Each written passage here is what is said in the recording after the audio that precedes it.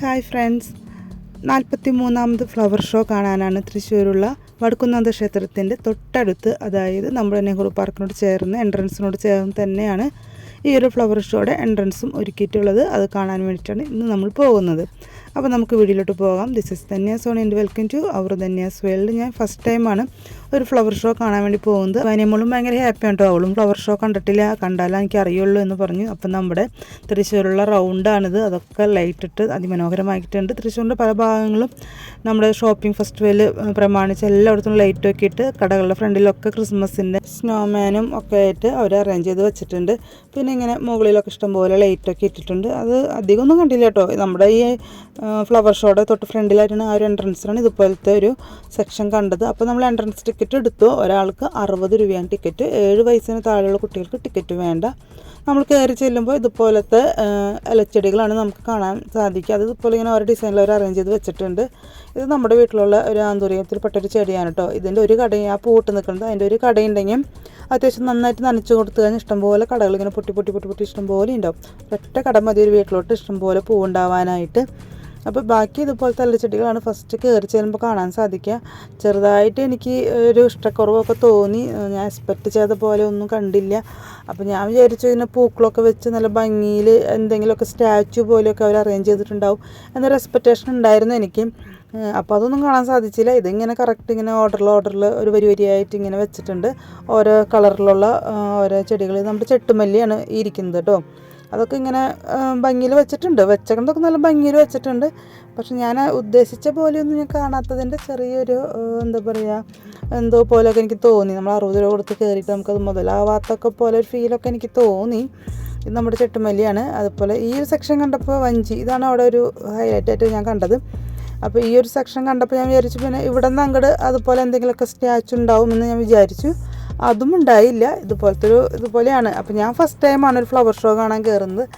അപ്പോൾ അത് കാരണം കൊണ്ട് എനിക്ക് ഇനിയും ഒരു ഫ്ലവർ ഷോ വന്നു കഴിഞ്ഞാൽ വീണ്ടും കാണാൻ പോകണം എന്നൊരു പ്രതീക്ഷയൊന്നും ഇല്ല. ഇതോടുകൂടി എനിക്ക് ആ ഒരു പൂതി മതിയായി. അത്രയ്ക്ക് അങ്ങോട്ട് വലിയ ഒരു എൻജോയ്മെൻറ്റ് തോന്നിയില്ല. പിന്നെ എന്തായാലും ഇങ്ങനെ കണ്ട് നടന്നു, അത്ര തന്നെ. ഇഷ്ടംപോലെ പൂക്കളുണ്ടല്ലോ. അപ്പോൾ ഓരോ പൂക്കളുടെ ഇടയിൽ ഇങ്ങനെ കണ്ട് നടന്നു. പിന്നെ എനിക്ക് കുറച്ച് നടന്നു കഴിഞ്ഞപ്പോൾ ഒരു ഇഷ്ടം തോന്നിയത്, നമ്മൾ ഒരു ഭയങ്കര വെറൈറ്റി ആയിട്ട് തോന്നിയതാണ് ഈ സെക്ഷൻ. ഇത് കള്ളിച്ചെടിമ ഉള്ള വെറൈറ്റി ആയിട്ടുള്ള കളറിലുള്ള പൂക്കളാണ് ഈ കാണുന്നത്. ഇവിടെ എത്തിയപ്പോൾ എനിക്ക് കുറച്ച് ഇഷ്ടമൊക്കെ തോന്നി. കാര്യം അത്യാവശ്യം നല്ലൊരു വെറൈറ്റി ഉണ്ട്. ഇതുപോലെ കുറച്ച് 2-3 സെക്ഷൻ അവർ ഒരുക്കി വെച്ചിട്ടുണ്ട്. അവിടെ ഇരുന്ന് ഫോട്ടോ എടുത്ത് നമുക്ക് ഇൻസ്റ്റാഗ്രാമിൽ അപ്ലോഡ് ചെയ്യാനായിട്ട് പറ്റും. അപ്പോൾ കണ്ടതിൽ വെച്ച് എനിക്ക് ഏറ്റവും ഇഷ്ടപ്പെട്ടത് ഈ ഒരു ഫ്ലവറുകൾ തന്നെയാണ്. കണ്ടില്ലേ, കുഞ്ഞ് പിങ്ക് നിറത്തിലുള്ള കുഞ്ഞു ഫ്ലവറുകൾ.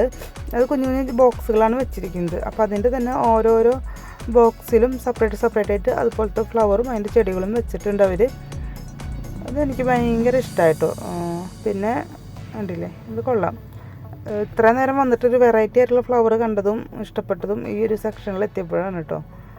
അപ്പോൾ ഞാൻ ഉദ്ദേശിച്ച ഒരു എക്സ്പെക്റ്റേഷൻ ഇല്ലാത്തത് കൊണ്ടാണോ എന്ന് എനിക്കറിയില്ല. അത്രയ്ക്ക് അങ്ങോട്ട് ഒരു എല്ലാവരും വന്ന് കാണേണ്ട ഒരു കാഴ്ചയാണ് എന്ന് പറയാനായിട്ട് എനിക്ക് ഈ ഒരു വീഡിയോയിലൂടെ പറയാൻ പറ്റത്തില്ല. സാധാരണ ഞാൻ അങ്ങനെ പറയാറില്ല.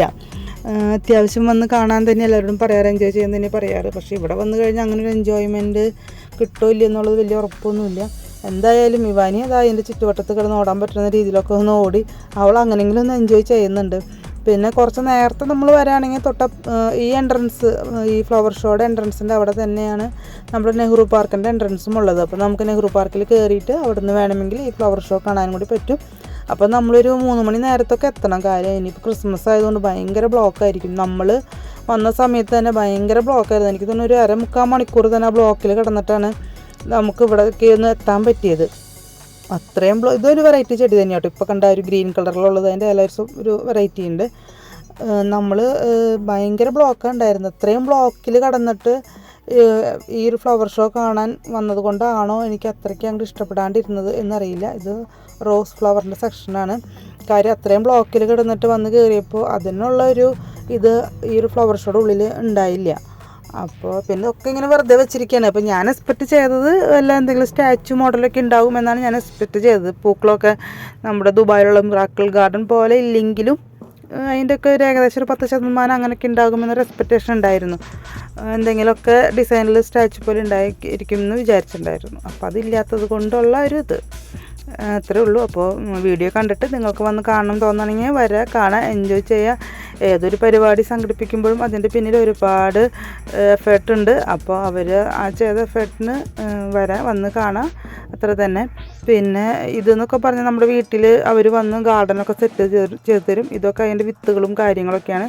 നമ്മൾ ഫ്ലവർ ഷോ കഴിഞ്ഞ് ഇങ്ങോട്ട് കയറുമ്പോൾ അവിടെ ഒരു ഫുഡ് കോർട്ട് ഉണ്ട്. അതുപോലെ തന്നെ എക്സ്പോയുടെ ഒരു ഹാളുണ്ട്. കുറേ വീട്ടാവശ്യത്തിനുള്ള സാധനങ്ങൾ, കത്തി സാധനങ്ങൾ, അതുപോലെ തന്നെ ചെടിയുടെ വിത്തുകൾ, അതൊക്കെ കണ്ടു കഴിഞ്ഞ് നമ്മൾ നേരെ ഇറങ്ങുമ്പോൾ ഇതുപോലത്തെ കുഞ്ഞ് ആന്തൂറിയത്തിൻ്റെ മറ്റൊരു സെക്ഷനിലോട്ടാണ് ഇറങ്ങുന്നത്. അത് കഴിയുമ്പോൾ നെക്സ്റ്റ് നമ്മൾ ഇതുപോലത്തെ ഒരു ഗെയിംസ് റൂമിലോട്ടാണ് ഇറങ്ങുന്നത്. കുറച്ച് ഗെയിംസിനുള്ളൂ, അതൊക്കെ മതി. അത് കഴിയുമ്പോൾ വീണ്ടും നെക്സ്റ്റ് ഫ്ലവർ ഷോയുടെ ഓർക്കിഡും അതുപോലെ ആന്തൂറിയത്തിൻ്റെയും സെക്ഷനിലോട്ടാണ് ഇറങ്ങുന്നത്. പിന്നെ ഈ ഒരു സെക്ഷൻ കണ്ടപ്പോഴാണ് മനസ്സിന് കുറച്ചെങ്കിലും ഒരു സന്തോഷം തോന്നിയത്. ഇതൊക്കെ നല്ല സൂപ്പർ പൂക്കളാട്ടോ. അപ്പോൾ അതൊക്കെ കണ്ട് ഇനി ഒന്നും കാണാനില്ലെന്ന് നടക്കുമ്പോഴാണ് ഈ ഒരു സെക്ഷനിലോട്ട് എത്തിയത്. ഇതൊക്കെ എന്തായാലും നല്ല സൂപ്പർ ഫ്ലവറായിരുന്നു. അതുപോലെ ബാക്കിൽ ഇരിക്കുന്ന നല്ല അടിപൊളി ആന്തൂറിയങ്ങളാണ് കേട്ടോ. നല്ല കളർ കോമ്പിനേഷനുകളും ഉണ്ട്, ഇഷ്ടം പോലെ ഉണ്ട്. ഇതൊക്കെ ഇതുപോലത്തെ ചെറിയ ഡിസൈനിലാണ് വെച്ചിരിക്കുന്നത്, കണ്ടില്ലേ? ഇതൊക്കെ കാണാൻ നല്ല രസമാണ്. ഞാൻ ഫസ്റ്റ് വന്നപ്പോൾ നമ്മളുടെ വീട്ടിലുള്ള സ്ഥിരം ചെടികൾ കണ്ടപ്പോൾ എനിക്ക് അത്രയ്ക്ക് അങ്ങോട്ട് വലിയ സുഖം തോന്നിയില്ല. നമ്മൾ എവിടെ പോയാലും പഞ്ഞിമിഠായി പിന്നെ നിർബന്ധമാണ്. അപ്പോൾ പിന്നെ അത് വാങ്ങിച്ചു കൊടുത്ത് അവളത് കഴിച്ച് ഇതുപോലത്തെ ഫ്ലവറിൽ കണ്ട് എൻജോയ് ചെയ്ത് നടക്കുന്നുണ്ട്. പിന്നെ അവിടെ നിന്ന് അങ്ങോട്ട് വളരെ കുറച്ചുണ്ടായിരുന്നുള്ളൂ. അപ്പോൾ ഇതുപോലെ കണ്ട് ഓരോരോ സെക്ഷനിലാണ് കേട്ടോ. അതൊക്കെ കണ്ട് ഞങ്ങൾ ഇങ്ങനെ നടന്നുകൊണ്ടിരിക്കുകയാണ്. അത് കഴിയുമ്പോൾ വീണ്ടും നമ്മുടെ വീട്ടിലോട്ട് ഇൻഡോർ വെക്കാൻ പറ്റിയിട്ടുള്ള ചട്ടികളും കാര്യങ്ങളൊക്കെ ആയിട്ടുള്ള ചെറിയ ഷോപ്പുകളും ഉണ്ട്, നമുക്ക് വേണമെങ്കിൽ വാങ്ങിക്കാം.